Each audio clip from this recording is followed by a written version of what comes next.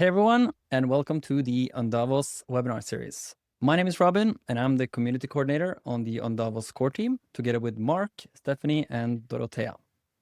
For those that are new to On Davos is a community-driven conference that runs in Davos alongside the World Economic Forum. Today's session dives into the real mechanics of navigating Davos, how the ecosystem works, where influence flows, and how to position yourself with intention in one of the densest decision-making environments in the world. We're joined by Steve Suarez, CEO of Horizon X, and also Mark Turrell, founder of On Davos, who bring together decades of insider experience to help you move strategically and intentionally through Davos, and also will offer a first look at the Quantum program. So with that, I welcome you, Steve and Mark, to the stage. Thank you very much. Hi, everybody. Thank you. I hear Dubai is a hotbed of technology, AI, and quantum, but we'll get into that. There's going to be a reason why you're there. And I am Mark. I'm calling in from Berlin. Nice and quiet, very peaceful, and lovely to see so many of you here. And we're going to have a good session, by the way, for those of you. This is like a Davos session. This is a Davos chat that Steve and I were going to have anyway. And we decided that we'd bring you in. Yeah, so to be planning with you guys actively on the call and kind of just work through it. Definitely use the chat function and ask a whole bunch of questions. I know Mark is the navigator. He's the guy that knows how to navigate Davos, how to get in and out of all the great meetings. My first interaction into Davos, luckily somebody sent me a list of all the stuff and I tried to find who the author of this list was. And obviously it was Mark. Mark became a great resource. And so that's why I decided to call him a year later to say, hey, I want to join your stuff in Davos. But it's hard to believe, Mark, that we're only, 43 days or 45 days away? 46. Every year I say, I'm going to prepare this year. It's not going to sneak up on me. I'm going to get a lot done. And here we are again. We still have some time, but it sneaks up on you really quickly. And I think especially if we look at, let's say, most people have holidays. There's the Christmas season, the holiday seasons are coming, which means that for many people, the last week of December is out. Families, turkeys, or whatever your chosen stuff is. And so it means that it isn't a clear 46. It's whatever, you're missing 10 days. And often people have businesses. I remember when I took my first company public and I had 40, 50 people. And for us, the big scramble was everything has to close by the 15th of December. Maybe you squeak it over the line on the 16th or the 17th, but if it isn't closed by the 15th, you've got a bit of a problem. So Davos is like that too. But I think that's also why when we were chatting, we said, how does sponsorship work at Davos? Because that's a pretty material thing and people are having working out before Christmas. And especially since space fills up pretty quickly, right? So everybody all of a sudden wants to have all of their events going. And I know we've been talking about quantum. And it's funny, Mark, because the first time I went to Davos, nobody talked about quantum. It was the whole blockchain AI craze. And the next year, maybe one person talked about it. Last year, I started to see it really pick up. And then this year, there's already a whole bunch of people that have meetings on quantum, talk about quantum, and obviously quantum security. So I'm actually quite excited, the events that are going on this year. And it's great that you're hosting this because we can tell people that are interested on how do they sponsor, how do they get involved, how do they get engaged. If they want to come and speak, talk about their products, you're definitely the right person to do that. What's interesting about setting up a quantum program is that if you were to stand on Zurich railway station, just shout out things, yes, you might end up finally meeting somebody. But if you go to the quantum session at the On Davos Summit to talk about quantum and quantum investing, because that's your thing, the odds of you meeting the perfect person is 100%. The question is not, do I meet one? The question is, okay, I've got 15 and they fit into different places. Absolutely. And this is something that I've always been obsessed about is how do you make the right connections in a room? And for me, I love social events. Social events are good, but they're also very draining if you speak to the wrong people or if people kind of do small talk with me. Now, I can't do small talk. But right now, sitting in a quantum investor event, talking to two VCs and a corporate VC about how do you make strategic investment, that's an interesting conversation because that's my topic. If you look at kind of the explosion of the valuations of some of these companies, they're just going through the roof. And I think what AI created was a bit of FOMO because people felt like they were missing out or they missed out of AI. And they're like, you know what? I don't want to miss out from the next big event. And right now they're looking at quantum as that next big event. So they're trying to get ahead of it and say, all right, how do I get in quantum? How do I invest in quantum? And I think that's why part of what we're looking to put together is helping people navigate that. Not only navigate that, also navigate Davos. And that's a lot of what you do, right? As far as getting people access and hotel badges and all of that great stuff. And I think what it highlights then, that Davos, there is a business around Davos. If you're there in Davos to go skiing, there are better weeks in the year to go skiing. If you're there for beautiful mountain scenery, it's a beautiful place, but there are other towns in Switzerland. You go to St. Moritz instead. Yeah. I think Davos is this really interesting place where it's all business. Even the NGOs, they're still hustling for money. It's all business. Even the countries pitching, whatever, come to our beautiful country and build a factory here, all business. And I think this year, so Trump is definitely confirmed to come. And so far, it's meant to be the most number of state heads ever. So for those people who believed earlier this year the WEF was on its way out, they were wrong, so don't trust them. Just because they're thinking, so it's going to be big. And I know that there are a lot of people that are looking to sponsor events. And now they're trying to work out, how do we tie into people that are in the American ecosystem? Because that's where the force of whatever the planet's going, wrongly or otherwise. And the thing is, that you need to be on the bandwagon. Because if you're off the reservation, people might not care so much. Davos is all business. Exactly. And actually, I'm getting a lot of inbound about how do we leverage quantum to solve different things around optimization, looking at water conservation, just different aspects. And there's a lot of family offices, a lot of investments that are looking to say, all right, how do I first understand quantum?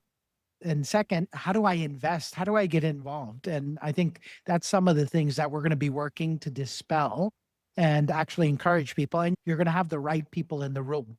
And those are the people that you want to engage with. And it is a process on how do you get involved in quantum. It does take a lot of energy out of you. I social events, and my wife will be the first one to tell you that I actually get energized by meeting other people and listening to other people. And she wonders, how do you get all this energy to drive that? But Davos is one of those things that really stretch my energy to the point that I even get tired. And I'm like, oh, wow. But there is the strategies, there's ways around it. And it would be great to cover some of those strategies on this call. But also mention to everybody, please do not hold back. Ask your questions. You got Mark here. He knows the ways around how to make things happen. If you're interested in sponsoring or getting involved in quantum, happy to help out. That's what I do, educate people. And I actually like to be that front door into quantum computing for a lot of executives. There's something that you said that I thought was quite interesting on the family office side. So about 4 or 5 years ago, there weren't that many family offices in Davos. Maybe they just let UBS make their decisions for them. Don't know.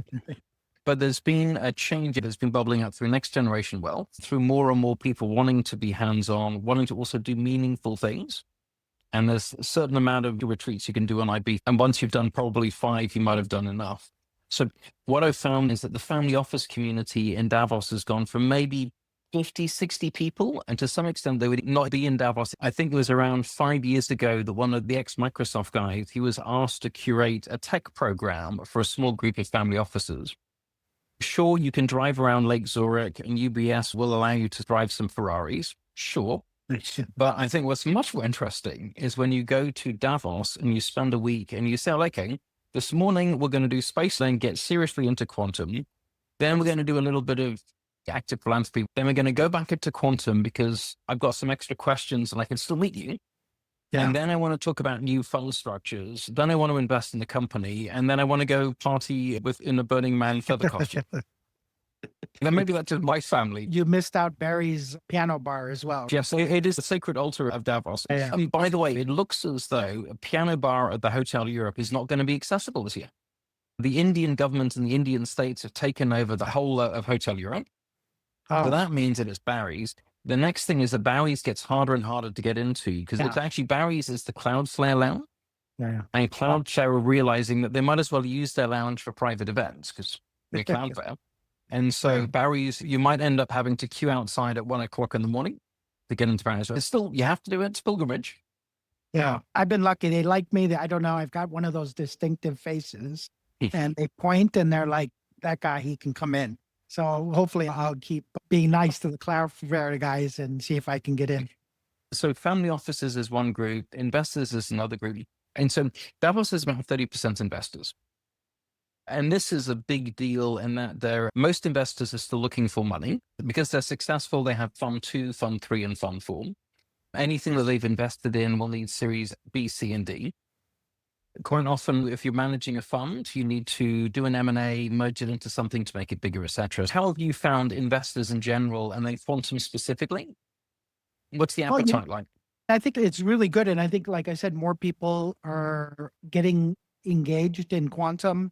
I'm actually being asked to do some education sessions there for some family offices, very high level. So there is immense interest. And I could tell you that this technology, people are still learning about it. And I'm happy to be in a position to where I can educate people not only about the opportunities, but also the threats, right? So the security threats that it poses to cryptography, like RSA and elliptical cryptography. And that's what really wakes people up. And so when you talk about things that put your money in jeopardy, people pay attention. And quantum is one of those things that if you don't want to hear about what the opportunities and everything it can do, you definitely should be paying attention on the threats.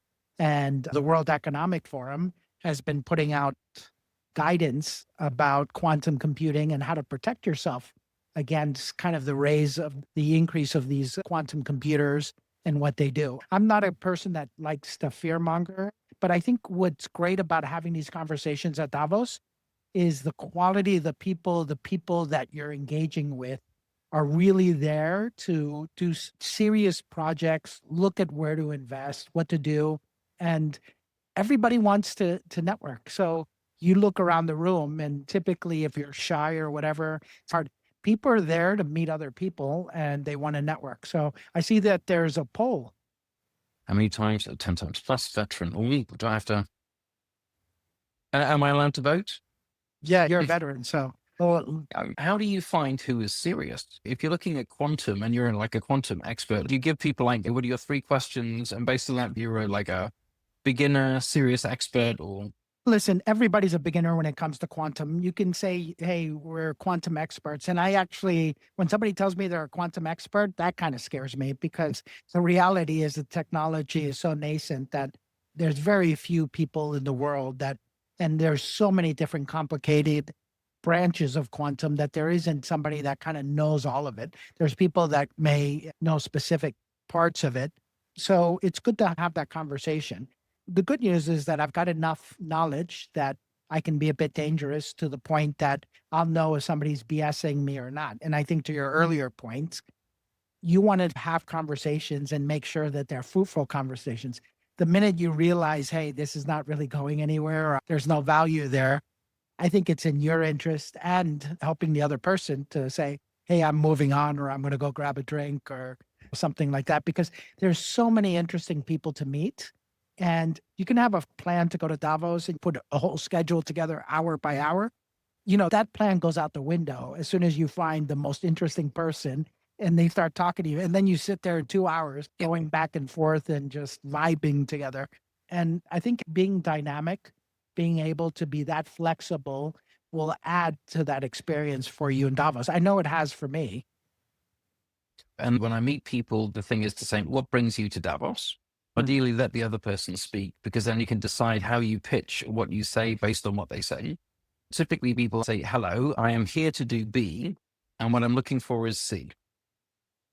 Hello, I am Brian. I'm here because I'm speaking and sponsoring the World Asset Tokenization Conference. And what I'm looking for are partners and investors for our Series A round. But what's fun then is it allows that person listening to get a set of hooks. And based on the hooks, particularly if you're not selfish, but you realize that helping karma is a thing. So quite often, just because of the way the Davos works, for all I know, while you're queuing to go to the toilet earlier in the day, you met somebody that is absolutely perfect for doing so. You're like, you know what, you two should speak. So here's their LinkedIn to take a picture. And then you say, okay, I'm here, I do E, I'm here for F, and I do G. And maybe they go, holy shit, you do G. We need to have a conversation. Yeah. Yeah. Or, no, good luck with that. Because time is precious. Now, I find anybody that really likes classic chit chat and small talk, I find them instantly boring and I have to leave because it's too damn expensive to do chit chat. I'll do chit chat next week. I hate chit chat. Yeah. I don't care where you flew in from. I don't care about your shell. I guess if anybody on this call has never been to Davos and do want to go, I definitely suggest you get with Mark because he definitely knows how to navigate and how to get through and what are the areas that you have to. I've just through serendipity, and there's a lot of serendipity that happens at Davos. I can tell you that you brought in about waiting in queue. When I was waiting in queue for my badge, I was there talking to one of my MIT professors and telling him about how impressed I am with a master class that I had just sat through. And I was telling him that there was this great FBI profiler called Chris Voss and how I sat through his master class just a week before and he was amazing. And all of a sudden I hear this voice and he's right in front of me in line and he turns around and it's Chris Voss. And it just happens. I'm like, oh my God, I was just talking about it. But it's that serendipity. And it's surprising how often that happens at Davos. So I actually did a paper called The Spooky Math of Coincidence. So if there are 30 people in a room, what is the percentage likelihood of 2 or more people sharing a birthday of day and month? What do you reckon, Steve? That if there's 30 people in a room, what are the odds? Percentage, big number or small number?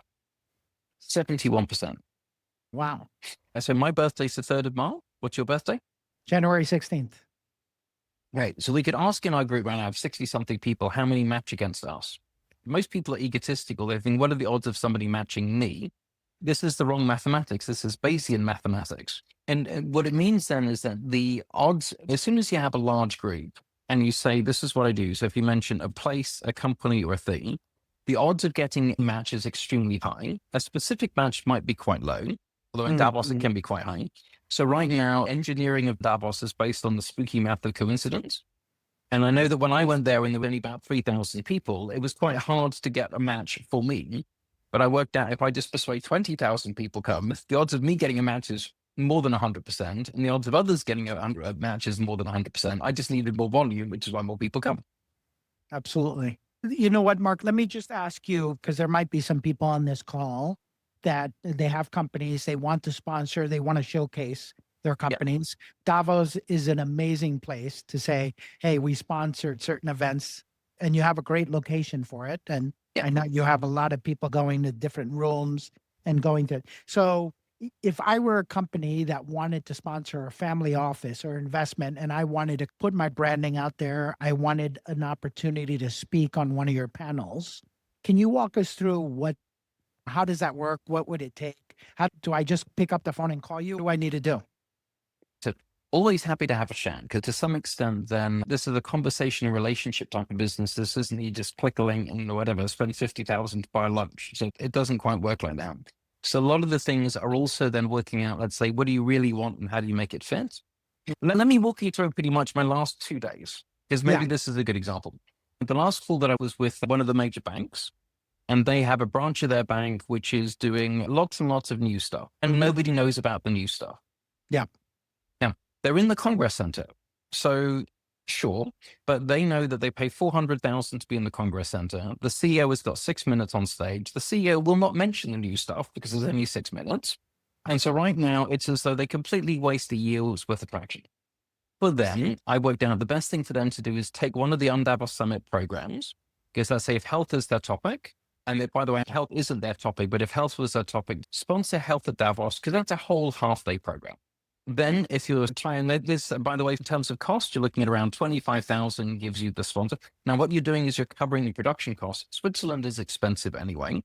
If you don't believe me, get out of the train at Landquart. You've got 2 minutes. Go and buy a sandwich and a drink and a chocolate. And you won't have much change out of 50.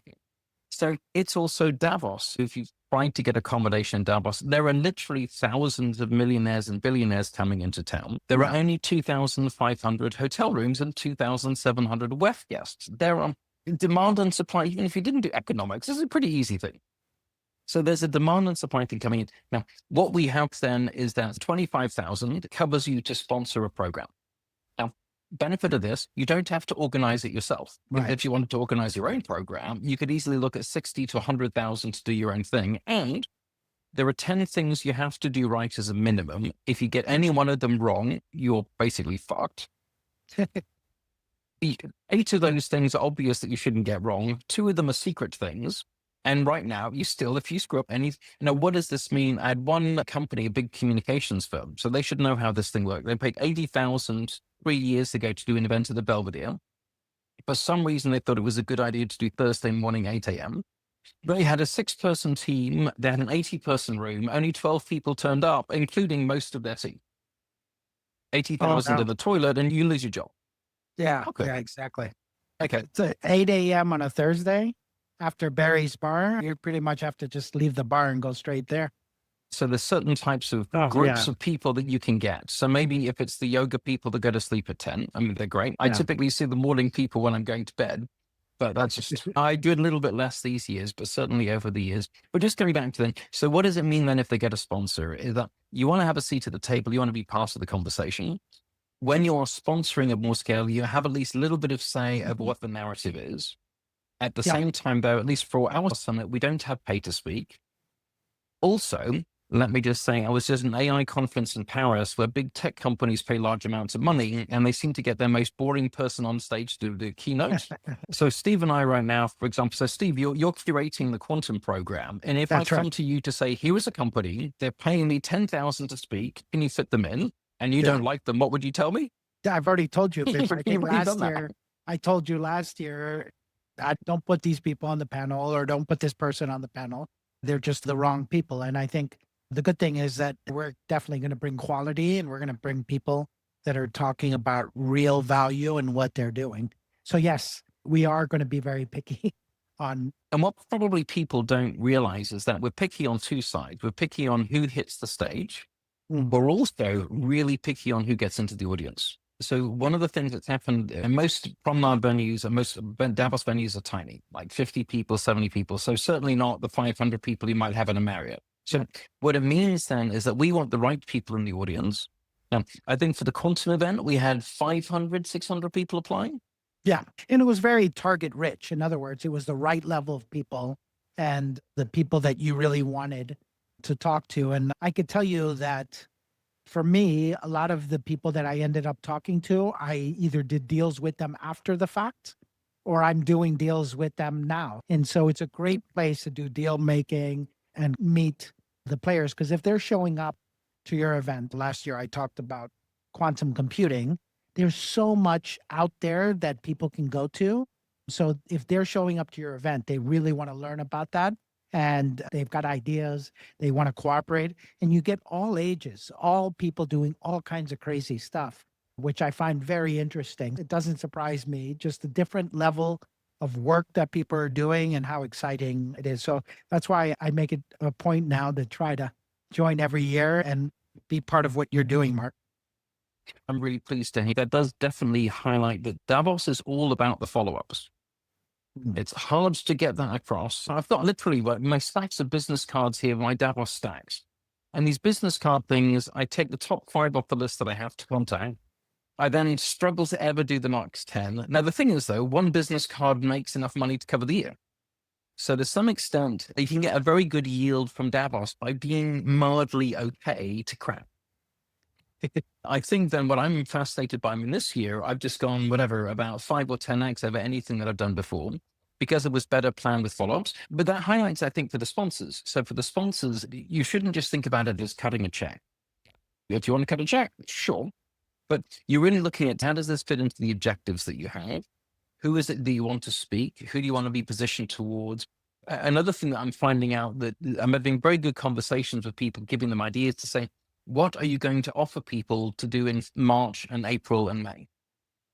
Because if that company is saying, look, we want to sponsor, we want to be associated with health, are you inviting people to a follow-up event? If you have your big office in Manhattan, are you inviting people to go to your Manhattan thing in May?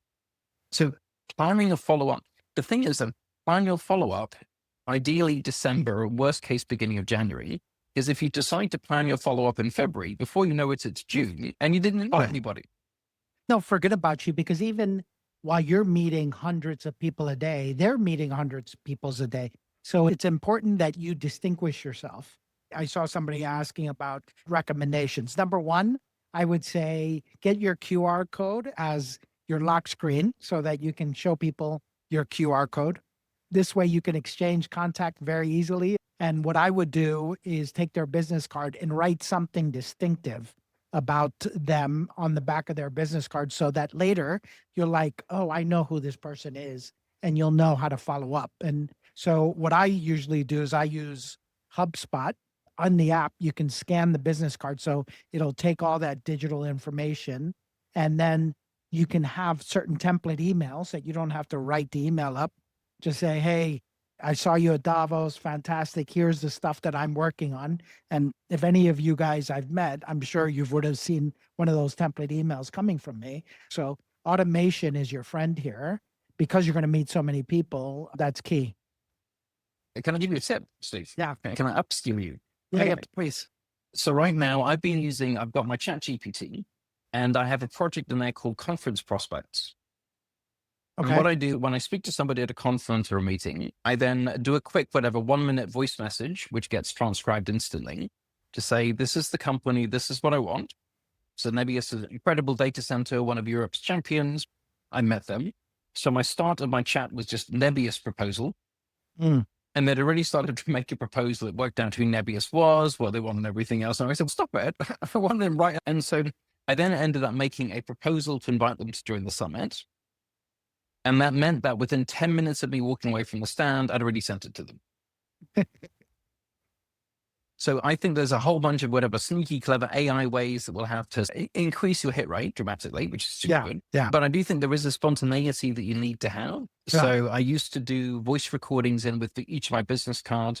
But the thing that I always missed out was my assistant wouldn't understand my language. I wouldn't type it out. But I'm finding that at least with me dictating into GPT, now, I do use Claude as well. I find Claude transcription to be terrible. And OpenAI's one is quite good, and all the other ones are terrible. And I do use Fireflies for other stuff. I think that there is, some people do generally have a branding need. So they need to be visible. It's part of their plan, in their marketing thing. So one thing that I've looked at right now, Belvedere Hotel. Yes, of course. So the Belvedere Hotel has over 30,000 people that go it through the week. Yeah. Which means that it's around 8,000 people per day, and they all have to go through the lobby. Good. So one thing that I'm just fascinated by as a technologist and as a sort of an optimizing person is that last year, a lot of this advertising was just a piece of cloth. And you try to click on a QR code, it doesn't do anything. You try to swipe on it, it doesn't do anything. Falls over. I've actually then been working out, there's going to be a sort of Davos media corner and ad space this year where we're using digital signage. And so people are then putting in, but you can put in a video. So we've got a couple of nonprofits, Avicii Foundation is one of them, where they'll be putting their brand video in for their incredible mental health thing. Plus also Avicii's music was fantastic. You got to listen to it because there's no audio. But there are other things that I can see that sponsors that do need to have, say, visual reach. There are places for them to go to. Even billboards on the street are also options too. So if people are thinking about that, definitely there are options. And digital is a good thing to do because it moves. Yeah. But I guess, Mark, so quantum obviously is on the topic list for some of the stuff you're doing at the Mountain Plaza Inn. What other activities or what other topics are you going to be focused on? Topics for us, an event called Rewire the Organization. And actually highlights where Davos is going almost as a mentality, but then Rewire the Organization says, look, we believe and we see generally that organizations are going to go AI native and beyond and go into embodied AI. We've actually said no. We're thinking through what's happening next in this area. We've partnered with people in quantum, we're partnering with Steve. Really, what's driving the industry? January is an incredible time of year to basically set that up. It's perfect timing after Christmas. You've got a week's worth of work to queue things up. You've got a little bit of executive space. And then you can see the year. Rewire the organization for us is combining AI strategy, digital transformation. Another one that I'm very excited by is a TEDx, which is also good. We managed to bring TEDx for the first time ever to Davos last year. We're partnering up with technically it's TEDx Berlin travels to Davos. Yeah. But so that'll be 12 speakers, and the topic is on AI. And Yeah. what's interesting is we're partnering up with countries and regional development agencies so that they're sponsoring. Now, technically, TED people, you can't whatever sponsor and speak. However, a lot of these countries have national champions, research professors, and so they're the ones that are coming in. Deep tech is one of my passions, and that's what quantum is in there, but that's got space. How do you like the term embodied AI? Is that something that you're getting into? Yeah, definitely. AI has got so many different facets to it that we're working on. And so it is interesting. I guess maybe for our viewers, you can explain what that is. An easy way of looking at it, different ways of robots. At the moment, robots used to be pretty dumb. If you have a robot vacuum cleaner, it wasn't particularly smart. But then when you start to have, let's say, AI-powered robots, it means that more things can be done. And for me, the game changer was that maybe somebody can find it and post it into the chat. If you do an AI search for the Boston Dynamics robot dog and ChatGPT, that for me was completely eye-opening, because before you'd have some sort of programming that says, go and find a bucket.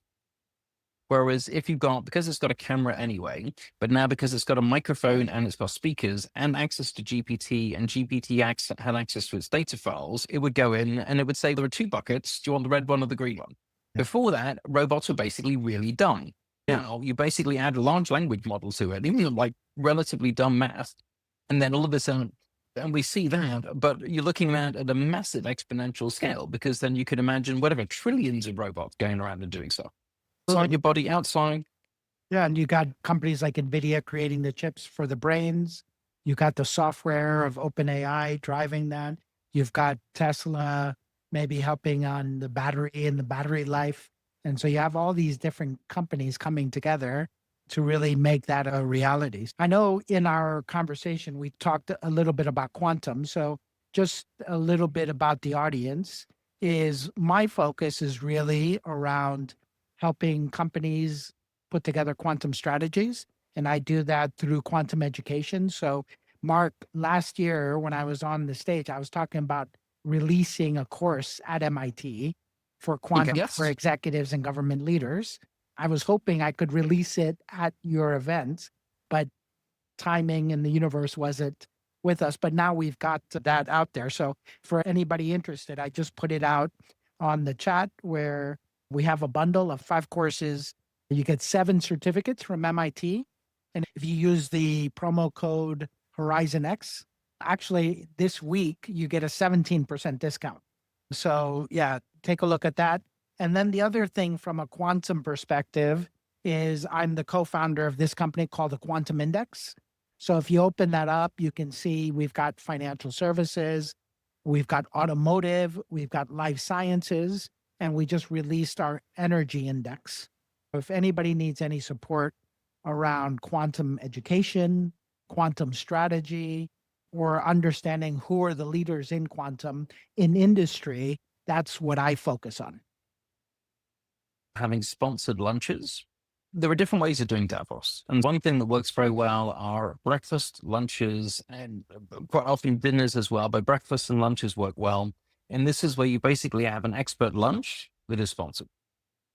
So this will be where, generally speaking, you're not going to have whatever 50 top people say, wow, your head of sales is going to be doing a talk. Not massively likely, but already back in 2008, I went to an EY dinner with Peter Diamandis, who just published Abundance, was just about to come out. So right now it was an incredible draw. You learned a lot. So for me, this was it was a great eye-opening stuff. And I was already an expert in crowdsourcing, but for me, this was just, it was next level stuff. The people that were sitting at my table, this was next level stuff, and we had next level conversations. And you're looking at senior directors of banks, oil companies, et cetera, et cetera.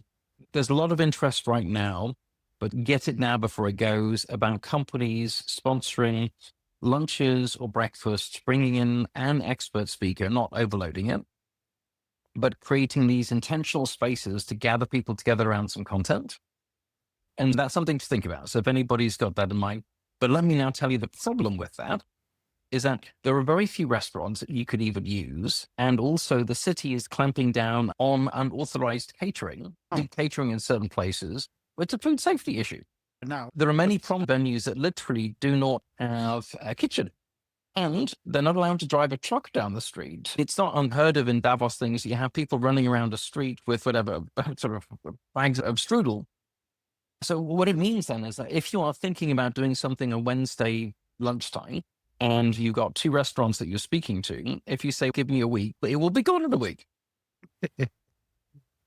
And for me, this is partially an issue about how Davos has grown and how it's become a little bit WEF-like to some extent.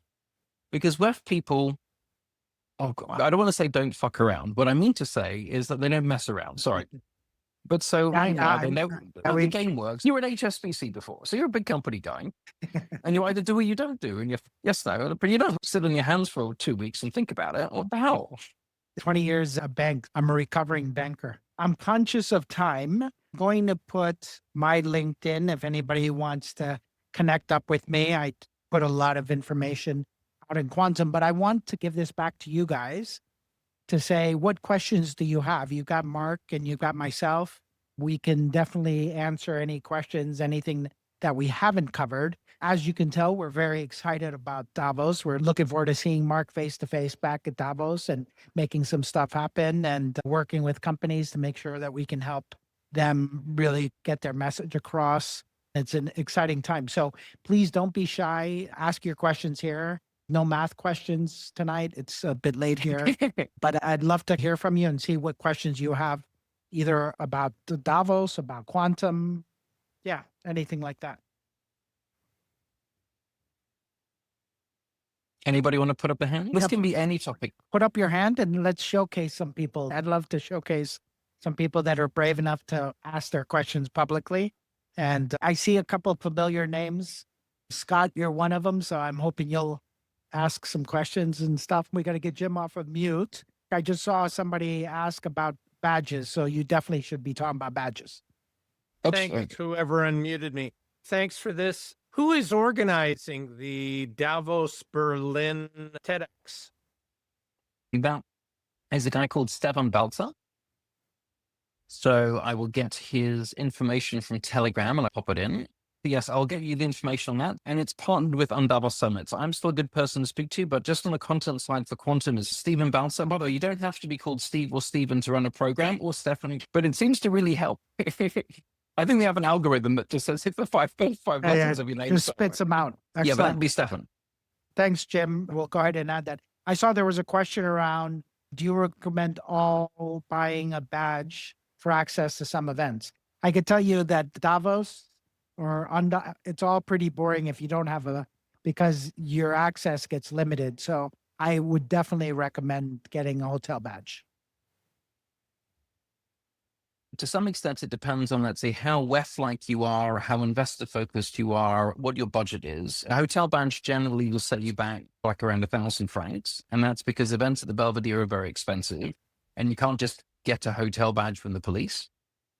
I think at the same time, there are people that have got a lot of activities in different places and they physically can't spend that much time in the hotels. I think though, for a certain type of whatever WEF person, so for like you and I, Steve, wouldn't even dream about not having a badge. I think though, for people that might be first timers, might be a little bit, because the other thing then is that if you don't know what a hotel badge is, that means you probably, or very unlikely, will you be invited to any events in a hotel, which means that you'll get a hotel badge, you'll stand in the lobby and you don't know what to do. You'll be jonesing for a hotel badge by the end of it. Thanks very much, Mark and Steve. Very interesting. I had a question for Mark, just to pick his brain here. You had a very interesting article that I read about how to maximize Davos time. And I was wondering about the criteria that you recommend for prioritizing those indirect multipliers. So those who are not going to fund or partner immediately, but who can shape access, narratives, or credibility. So first of all, I look at the world as being made of connections and networks. If you meet somebody that runs Paris Blockchain Week, they'll be very connected in the blockchain scene. And even if they're not directly useful, if you're friendly with them, maybe you get invited and you spider into their network as well. So one thing that I look at in terms of is what type of networks are you in? The next thing then is that generally Davos is, if you are a transactional person in Davos, people treat you as a transaction, and most people don't want to transact with you.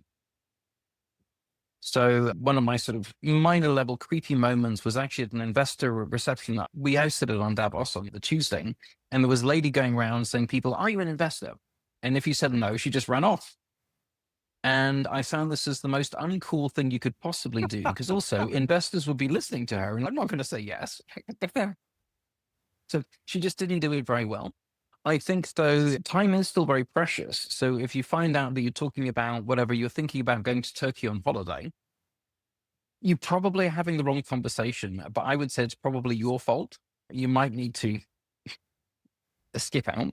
But I think be polite. And the other thing is everybody should practice their escape routine. And that can even be when it's brilliant. Now, you need an escape routine because you have to go to a different event. You have an escape routine because you have to go to the toilet. You need an escape routine. Oh, hang on for a second. I just need to take this. Okay. That's an escape routine. But I think that's why ultimately exchange QR codes. Now, unfortunately, WhatsApp QR scanning is crap, because when you scan a WhatsApp QR code, it comes up with a blank person's name. Then you have to hand over your phone to the other person to type in the name because you can't remember their name, but you don't want to mistype it because you can't remember them. A LinkedIn, therefore, is better. But what you should do on LinkedIn is ideally connect, but then LinkedIn has around a 45 to 60-second delay, so you can't actually see the person coming in. Probably, Steve, I would imagine you and I are the same. We can get 45 connection requests every hour in Davos. So Easily. and then you can't remember the person's name. And it's not your fault or their fault.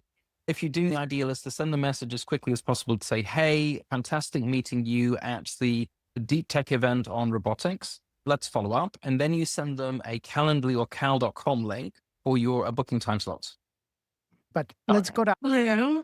Pleasure being on the call today. And I enjoyed many of your tips and materials last year when I went to Davos for the first time, and always good to get more tips.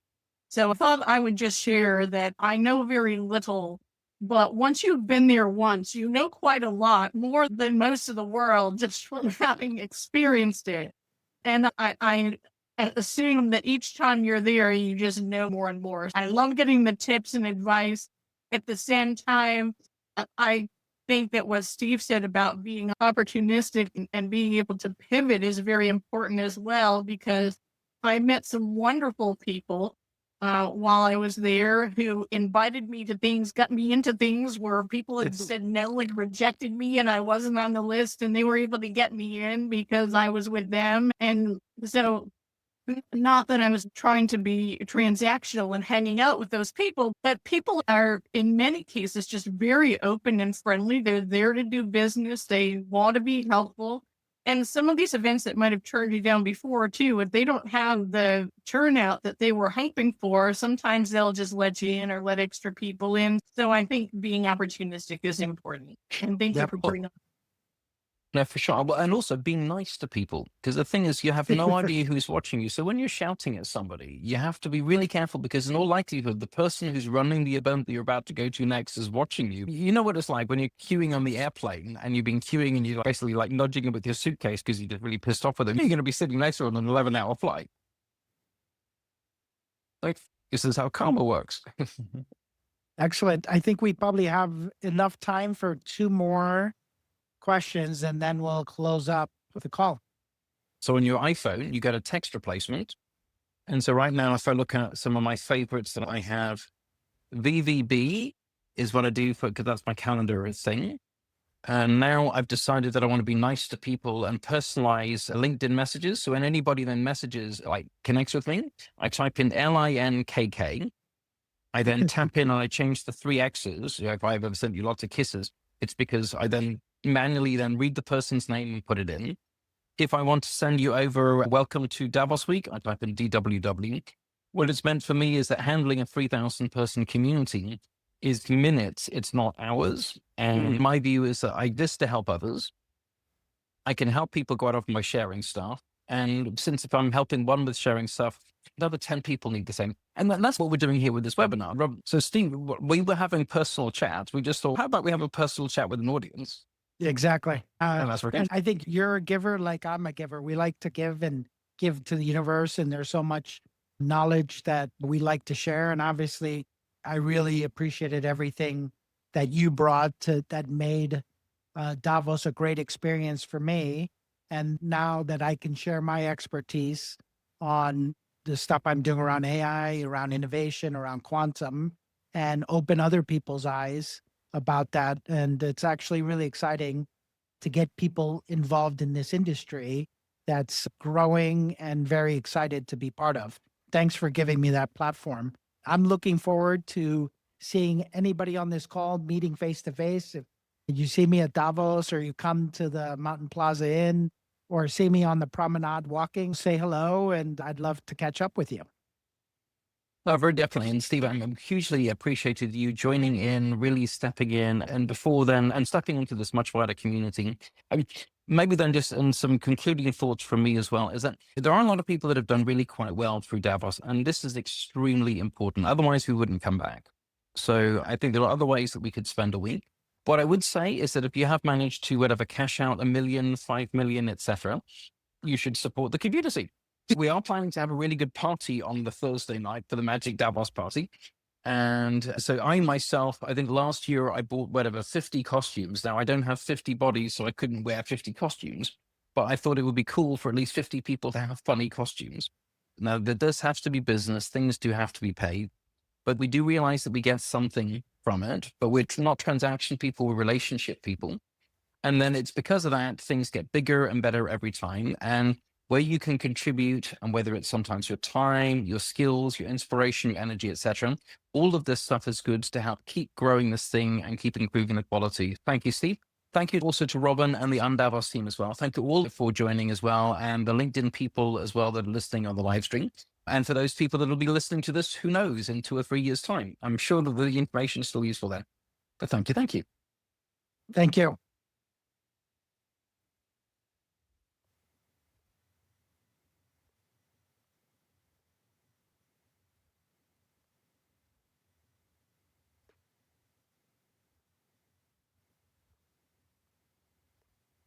All right, Mark, do we close up or what do we do? Yeah, we close up. I've got a call right now that I'm 2 minutes late for. All right. Have a good one. Thank you ever so much. Really good. Totally appreciate it. And to be continued, but nice work. It's good. Yeah. Well done. Thank you. Renato, ciao. Bye. Thanks, Robin. Bye.